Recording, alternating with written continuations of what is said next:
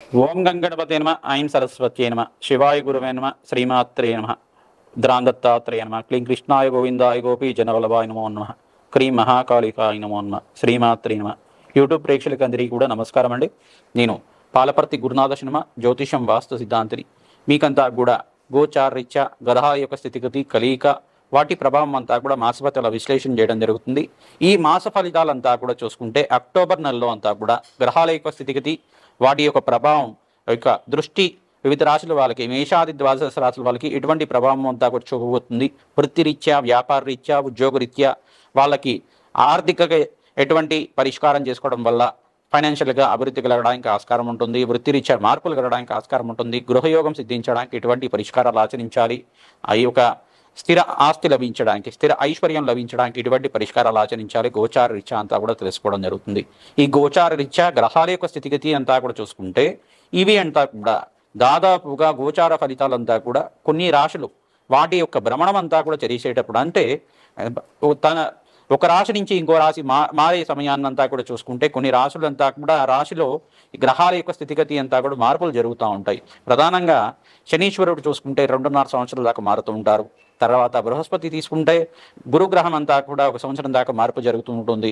ఈ సంవత్సరం అంతా కూడా అతిచారంలో అక్టోబర్ నెలలో 18వ తారీఖు నుంచి అతిచారంలో కర్కటక రాశిలో ప్రవేశం చేస్తున్నారు. ఉచ్చ స్థానంలో ప్రవేశం చేస్తున్నారు బృహస్పతి అంతా కూడా. శనీశ్వరుడు అంతా కూడా మీనరాశిలో సంచారం చేయడం, రాహు ఏమో కుంభరాశిలో సంచారం చేయడం జరుగుతుంది. ఈ యొక్క కేతు అంతా కూడా సింహరాశిలో సంచారం చేయడం జరుగుతుంది. ప్రధానంగా వివిధ గ్రహస్థితి అంతా కూడా చూసుకుంటే శుక్ర భగవానుడు అంతా కూడా కన్యారాశి ప్రవేశం చేస్తున్నారు. ఈ యొక్క సూర్య భగవానుడు అంతా కూడా తులారాశి ప్రవేశం చేసి ప్రధానంగా అంగారకుడు బుధుడితో పాటు కలియకతో ఉంటున్నారు. ఈ యొక్క గ్రహస్థితి ఈ రకంగా ఉంది. ఈ యొక్క మేషాది ద్వాదశ రాశుల వాళ్ళకి గోచార ఫలితాలు మాత్రమే విశ్లేషణ చేస్తున్నాము. మీ జన్మ జాతకమే ప్రధానమైన జాతకంగా ఉంటుంది. జన్మ జాతకంలో ఉండే జాతకమే ప్రధానంగా మీ యొక్క గ్రహస్థితిని ఆధారపడి ఉంటుంది. ఈ యొక్క గోచార ఫలితాలంతా కూడా ప్రస్తుత కాలంలో మీకు ఎటువంటి పరిష్కారాలు చేసుకోవడం వల్ల ఆర్థికంగా ఉన్న స్థితి కలగడానికి ఈ సంవత్సర ఫలితాలంతా కూడా తెలుసుకోవడం జరుగుతుంది. కావున ఈ మాసంలో ఆర్థికంగా అభివృద్ధి కలగాలంటే ఎటువంటి పరిష్కారాలు ఆచరించాలి, ఏ దేవతనంతా కూడా విశేషంగా పూజ చేయడం వల్ల ఆకస్మిక ధన లాభం వినియోగం ఇస్తుందని తెలుసుకుందాం. ప్రధానంగా శనీశ్వరుడు, ప్రధానంగా చూసుకుంటే బృహస్పతి మరియు అంగార యొక్క స్థితిగతి అంతా కూడా మార్పు చెందుతుంది. కావున ఎటువంటి ఫలితాలంతా కూడా వస్తాయో ఈ అక్టోబర్ నెల మాస ఫలితాల్లో భాగంగా మీకు అంతా కూడా విశ్లేషణ చేయడం జరుగుతుంది. ప్రధానంగా మీరంతా కూడా అమ్మవారి ఆరాధన, విశేషంగా ఆశ్వేజ మాసంలో వచ్చే అమ్మవారి నవరాత్రుల్లో విశేషంగా అంతా కూడా దేవి నవరాత్రుల్లో భాగంగా మీరంతా కూడా విశేషంగా సామూహిక కుంకుమార్చన విధానంలో ఖడ్గమాల స్తోత్రాన్ని పట్టణం చేసుకోవడం వల్ల విశేషమైన పుణ్య ఫలితాలు, సువాసిని అక్షర విధానం ఆచరించుకోవడం వల్ల ఆకస్మిక ధన లాభం, ధనయోగం సిద్ధించడానికి, దీర్ఘ సుమంగళి యోగం సిద్ధించడానికి, కార్యసిద్ధి కలగడానికి ఆస్కారం ఉంటుంది. ప్రతినిత్యం కూడా నవగ్రహ దేవాలయంలో నవగ్రహాలకంతా కూడా అభిషేకాది కార్యక్రమాలు ఆచరించుకోవడం, పరమేశ్వరుడు ప్రీతికరంగా నవధాన్యాలతోటి అభిషేకం చేయించడం ప్రధానంగా విశేషమైన ఫలితాలు లభించడానికి ఆస్కారం ఉంటుంది. నారికేల జలంతో పరమేశ్వరుడికి అంతా కూడా అభిషేకం చేయించడం వల్ల అమ్మవారికి అంతా కూడా పసుపు, కుంకుమ, గంధంతో, సుగంధమైన ద్రవ్యాలతోటి అభిషేకం చేయించడం వల్ల, నారికేల జలంతో అభిషేకం చేయించడం వల్ల, ప్రధానంగా చూసుకుంటే అమ్మవారికి ప్రీతికరంగా గంధోదకంతో అభిషేకం చేయించుకోవడం వల్ల ఆకస్మిక ధన లాభం, ధనయోగం సిద్ధించడానికి ఆస్కారం ఉంటుంది. ప్రతినిత్యం కూడా అందరూ కూడా మేషాది ద్వాదశ రాశుల వాళ్ళు ప్రధానంగా చూసుకుంటే చండీ హోమాది కార్యక్రమాలు విశేషంగా ఆశ్వేజ మాసంలో చేయించుకోవడం వల్ల ఆకస్మిక ధన లాభం, ఆర్థిక ఇబ్బంది నుంచి బయటపడడానికి ఆస్కారం ఉంటుంది. ప్రధానంగా అప్పుల బాధల నుంచి బయటపడడానికి ఆస్కారం ఉంటుంది. ఇంట్లో చికాకులు కానీ, గొడవలు కానీ, మనస్పర్ధలు కానీ ఉంటే గనక బంధుమిత్రుల సహాయ సహకారాలంతా కూడా లభించడానికి ఈ యొక్క చండీ హోమాది కార్యక్రమాలు, వారాహిదేవి హోమాది కార్యక్రమాలు, ప్రత్యంగరాదేవి హోమాది కార్యక్రమాలు చేసుకోవడం వల్ల, ధూమావతి దశమహావిద్యల్లో చూసుకుంటే ధూమావతి హోమాది కార్యక్రమాలు ఆచరించుకోవడం వల్ల విశేషమైన పుణ్య ఫలితాలు లభించడానికి ఆస్కారం ఉంటుంది. శత్రుబాధలు, శత్రుభయాల నుంచి బయటపడడానికి ప్రత్యంగరాదేవి హోమాది కార్యక్రమాలు ఆచరించుకోవడం వల్ల శత్రుబాధల నుంచి బయటపడడానికి, ఆకస్మిక ధన లాభం, స్థిర ఐశ్వర్యం లభించడానికి ఆస్కారం ఉంటుంది. ప్రతినిత్యం కూడా అందరూ కూడా శ్రీమాత్రే నమః, శ్రీమాత్రే నమః, శ్రీమాత్రే నమః నామాన్ని ప్రతినిత్యం కూడా ఆచరించుకోవడం వల్ల అష్టైశ్వర్య యోగం సిద్ధిస్తుంది, సర్వ సౌభాగ్యం లభిస్తుంది, రాజయోగం సిద్ధిస్తుంది. మేము చేసే రాజశ్యామల యజ్ఞాధికృతుల్లో మీరంతా కూడా పాల్గొనడం వల్ల విశేషమైన పుణ్య ఫలితాలు లభించడానికి ఆస్కారం ఉంటుంది. కుంభరాశి జాతకులకి అక్టోబర్ నెల మాస ఫలితాల్లో భాగంగా శనీశ్వరుడు, బృహస్పతి, అంగారకుడి యొక్క ఫలితాల వల్ల విశేషమైన పుణ్య ఫలితాలు ఏ రకంగా వస్తున్నాయి. అక్టోబర్ 18, 19 తర్వాత బృహస్పతి అంతా కూడా చూసుకుంటే ఉచ్చస్థానంలో సంచారం చేయడం, కర్కాటక రాశిలో ప్రవేశం చేయడం, అతిచారంలో సంచారం చేయడం వల్ల అఖండమైన లాభాలు గణించడానికి ఆస్కారం ఉంటుంది. విపరీత రాజయోగం వచ్చే గ్రహంగా చెప్పడం జరుగుతుంది. మీకంటా కూడా ఇక్కడ చూసుకుంటే అంగారకుడు అంతా కూడా ఇక్కడ తులారాశిలో ప్రవేశం చేయడం వల్ల అధికంగా లాభాలు గణించడానికి, ధనాదాయం పెరగడానికి, అదృష్టయోగం కలిసి రావడానికి, ఈ యొక్క ఫైనాన్షియల్గా మంచి గ్రోత్ లభించడానికి, బిజినెస్లో కానీ, వ్యాపారంలో కానీ, వృత్తిలో కానీ, మీకంతా కూడా ఉద్యోగంలో మంచి ప్రమోషన్స్ లభించడానికి మంచి సమయంగా చెప్పడం జరుగుతుంది.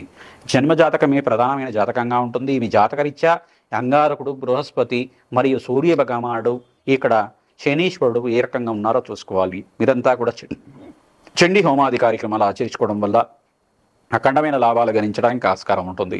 ప్రతినిత్యం కూడా ఈ యొక్క శ్రీరామ జయరామ జై జయ రామ రామ ఈ నామాన్ని జపాన్ని ఆచరించుకోవడం, శ్రీమాత్రే నమః శ్రీమాత్రే నమః శ్రీమాత్రే నమః నామాన్ని కూడా జపాన్ని ఆచరించుకోవడం, ఖడ్గమాల స్తోత్రంతో ఆశ్వేజ మాసంలో అమ్మవారి నవరాత్రుల్లో మీరంతా కూడా విశేషంగా కుంకుమార్చన చేసుకోవడం, ప్రధానంగా దేవి భాగవతం పారాయణం చేయడం, చండీ హోమాది కార్యక్రమాల్లో మీరంతా కూడా పాల్గొనడం వల్ల విశేషమైన పుణ్యయోగం వల్ల మీకంతా కూడా అదృష్టయోగం కలిసి వస్తుంది. వివాహాది శుభకార్యాలు కలగడానికి ఆస్కారం ఉంటుంది. శివపార్వతుల కళ్యాణం ఆచరించండి, తద్వారా రాజయోగం సిద్ధిస్తుంది. అష్టేశ్వరి యోగం కలగడానికి ప్రతినిత్యం కూడా గోమాత సేవ చేయడం వల్ల శనగలు, బొబ్బర్లు, ఉలవలు అంతా కూడా నానబెట్టినమంతా కూడా గోమాతకు సమర్పించడం, మరియు కందులు కూడా నానబెట్టినమంతా కూడా గోమాతకు సమర్పించడం వల్ల గృహయోగం సిద్ధిస్తుంది. సకల గ్రహదోష నివారణ కలగడానికి ఆస్కారం ఉంటుంది.